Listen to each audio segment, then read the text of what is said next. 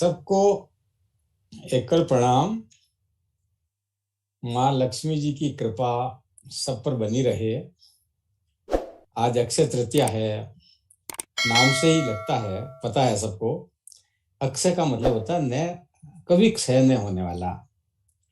तो खगोलीय घटना जो इसके साथ जुड़ी हुई है, आज के दिन शनि की चाल में बदलाव होता है और हर वर्ष हर महीने में हर राशि का की चाल कुछ तो कुछ बदलती है।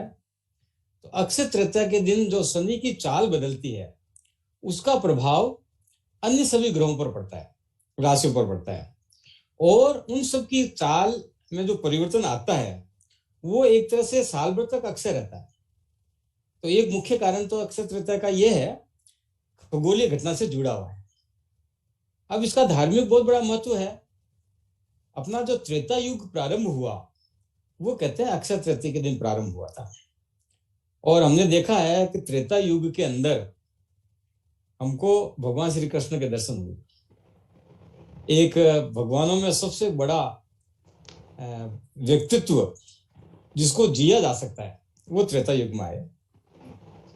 तो उसका प्रारंभ अक्षय तृतीया को हुआ।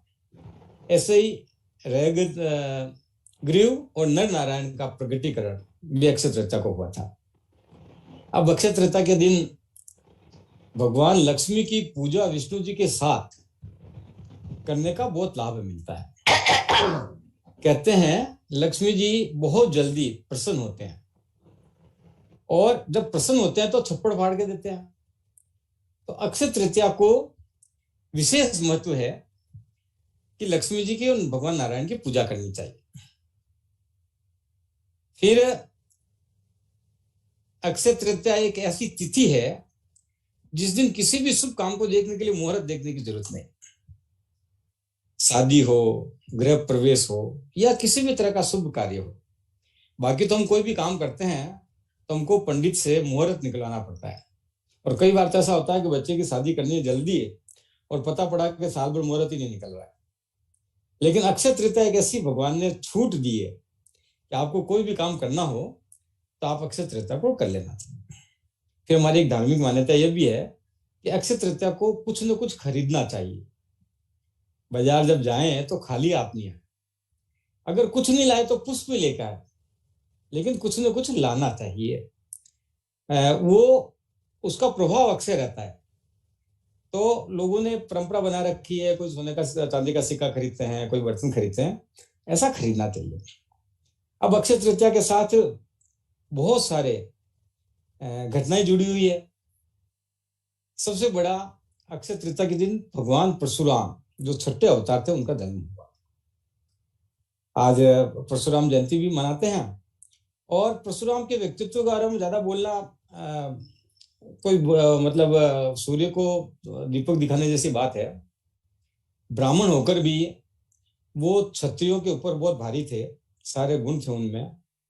और उन्होंने एक नया आदर्श, नया जीवन रचा। तो इस तरह के हमारे छठे अवतार परशुराम जी का जन्म हुआ। और आज के दिन सबसे अधिक पवित्र माने जाने वाली माँ गंगा का अवतरण हुआ। तो धार्मिक मान्यता के अनुसार आज के दिन स्नान करने का बहुत लाभ मिलता है, बहुत पुण्य मिलता है। एक बहुत महत्वपूर्ण बात है कि अक्षय तृतीया को हम अन्नपूर्णा माँ का जन्मदिन भी मानते हैं। अन्नपूर्णा मतलब घर में अन्न का भंडार रहे। और साथ में अगर आप आज के दिन गरीबों को अन्न दान करते हैं, खाना खिलाते हैं, तो बहुत गुना ज्यादा वापस आपको प्राप्त होता है।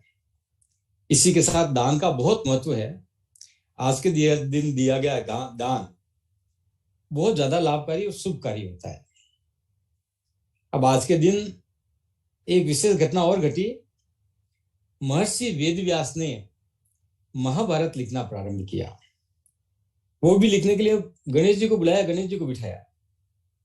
और महाभारत एक ऐसा ग्रंथ है जिसको 5वां वेद कहते हैं। और उसी महाभारत के अंदर गीता भी समाई हुई है। जो आज की तारीख में इतने हजारों वर्ष पुरानी होने के बाद भी जीने के लिए यथार्थ काम आती है। आज तो सारा विश्व उसका अनुकरण करता है, और उस गीता को लिखने का काम, महाभारत को लिखने का काम आज के दिन शुरू किया।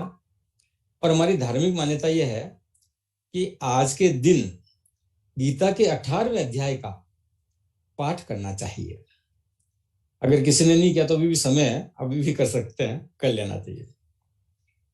अब नए वर्ष का जब प्रारंभ मानते हैं तो बंगाल के अंदर विशेषकर आज के दिन नई पुस्तकों का, लेखा पुस्तकों का गणेश पूजन और लक्ष्मी पूजन करके उन पुस्तकों को प्रारंभ करते हैं। उसको आज का हल खाता दिवस बंगाल में मानते हैं। वैसे आज की तारीख में बंबई, बेंगलोर ये आर्थिक राजधानियां हैं, लेकिन आज से 20-50 साल पहले देश की आर्थिक राजधानी बंगाल ही हुआ करती थी। हर आदमी जिसको कमाना होता था तो वो बंगाल जाता था। लक्ष्मी जी की नगरी थी वो। तो वहां पर लेखा पुस्तकों का प्रारंभ आज के दिन होता है। और एक विशेष बात है, वहां के सारे व्यापारी अपने लाभ का 1% माँ लक्ष्मी के खाते में डालते हैं। उनको एक पार्टनर बनाते हैं, गणेश जी को, लक्ष्मी जी को, और वो जो पैसा लाभ का मिलता है उसका दान करते हैं। आज के दिन कुबेर को खजाना मिला था। अक्षय तृतीया एक ऐसी है कि आप भी खोजोगे तो मिलेगा। तो कुबेर को खजाना मिला था, इसलिए भी ऐसा मानते हैं कि लक्ष्मी आज के दिन सहज प्रकट होती है, सहज रूप से मिलती है। और एक आपने नाम सुना होगा, अक्षय पात्र, महाभारत में घटना ही है। पांडव जो वनवास में थे तो वहां पर कुछ लोग साधु संत भोजन करने आए। अब उनके पास में जो चावल पकाया था वो समाप्त हो गया, सिर्फ एक दाना बाकी था। भगवान कृष्ण से उन्होंने सहायता मांगी, तो भगवान कृष्ण ने उनको एक पात्र दिया। उस पात्र को अक्षय पात्र कहते हैं। उस पात्र में खाना कभी समाप्त नहीं होता था, जितना निकालो उतना ही तैयार हो जाता था, और जैसा खाना मांगो वैसा खाना मिलता था। ये एक ऐतिहासिक घटना है, इसके साथ जुड़ी हुई। तो आज के दिन खूब पुण्य करें। लक्ष्मी जी की अकेले की पूजा नहीं करनी, लक्ष्मी जी की नारायण के साथ पूजा करें। सबसे पहले गणेश जी की पूजा करते ही हम कार्यक्रम में, वो करनी चाहिए। और आज के दिन जिनको भोजन नसीब नहीं होता, ऐसे लोगों को भोजन करवाना। और दान का बहुत ज्यादा महत्व है, और दान का सबसे बड़ा सुपात्र हमारे यहाँ ब्राह्मण को माना गया है। कहते हैं ना, दान भी पात्र देखकर देना चाहिए। तो ब्राह्मणों को दिया गया दान अति श्रेष्ठ माना जाता है आज के दिन। इसके अलावा जो जरूरतमंद लोग हैं, हम आर्थिक रूप से सहायता करें, शारीरिक रूप से सहायता करें, उसका आध्यात्मिक रूप से सहायता करें। जो बच्चा पढ़ नहीं पाता उनको पढ़ाने की सहायता करें। इस प्रकार का कैसा भी दान, मंदिर बनाने के लिए, धर्मशाला बनाने के लिए, ऐसा संकल्प, जैसे आज का दान नहीं करें तो एक संकल्प ले मन में कि हम अपने जीवन में कुछ करेंगे और ऐसा कुछ करेंगे, उसका संकल्प लेंगे तो संकल्प भी पूरा होगा। तो आज अगर संकल्प लेते हैं, दान भले आप 2-4 महीने बाद करेंगे तो भी वो आज की तारीख से माना जाएगा। लक्ष्मी जी के बहियों में आज लिख दिया जाएगा कि आज आपने मंदिर का संकल्प किया है, भवन स्कूल बनाने का संकल्प किया है, धर्मशाला बनाने का संकल्प किया है, और उसको आने वाले समय में पूरा करें। ये सारा अक्षय तृतीया का बड़ा महत्व है। धार्मिक महत्व तो बहुत ज्यादा है, और ऐसी तिथि जिसके दिन कोई मुहूर्त देखने की जरूरत नहीं, इस तरह की ये पुण्य तिथि है। इतना कहकर मैं अपनी वाणी को विराम देता हूं। नमस्कार। उपेंद्र भैया आप बोलो। मैं तो एक ही बात बोलूंगी, आज का दान का भैया ने बताया है, और अपने पास इतना सुंदर आज का दिन मिला है, तो आज इनके भैया की बेटी की शादी है, तो आप अपने मन में संकल्प कर लीजिए सभी कि अपने को बेटी की शादी में कुछ ना कुछ अपनी तरफ से भेजना है। मैं आपको नंबर भेज दूंगी। और उपेंद्र भैया आप बोलो, भैया ने क्या बोला, आपको कैसा लगा? देखो, आज माखन भाई साहब ने मतलब इतना बढ़िया उदाहरण प्रस्तुत कर दिया अक्षय तृतीया का कि मेरे पास अब कोई शब्द नहीं है। इन्होंने 2 महाशक्तियों का नाम लिया है, भगवान श्री परशुराम जी का और वेद व्यास जी का। ये दो शक्तियां ऐसी शक्तियां हैं जिनकी मृत्यु नहीं हुई है। किसी भी ग्रंथ में इनकी मृत्यु का उदाहरण नहीं मिलेगा आपको।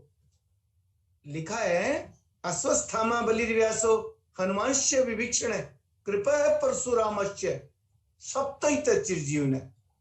अश्वस्थामा द्रोणाचार्य पुत्र, बलिर्व्यास राजा बलि, दानवों के राजा बलि।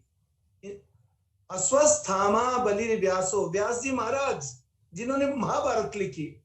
हनुमांश्य विभीषण है, हनुमान जी महाराज और लंका के राजा विभीषण। कृपा परशुरामश्च, कृपाचार्य और वो के गुरु। और कृपा परशुरामश्च, भगवान परशुराम। इन 7 शक्तियों की किसी भी ग्रंथ में उल्लेख नहीं मिलेगा आपको मृत्यु का। कहीं भी संसार में कोई ग्रंथ ऐसा नहीं बना जिनके इन 7 की। और कहते हैं आज भी जहां इनका स्मरण होता है, ये बाकायदा खड़े होकर के उस गुणगान को सुनते हैं। जब तक सृष्टि चलेगी तब तक इनका गुणगान चलेगा। बहुत बढ़िया आज इन्होंने अपना व्याख्यान दिया इस विषय के अंदर। मैं तो ऋणी हो गया आपका। बहुत आपने अथाह संकलन किया इस चीज के लिए। धन्य हो आप, धन्य हो माखन जी। और रही बात दान दक्षिणा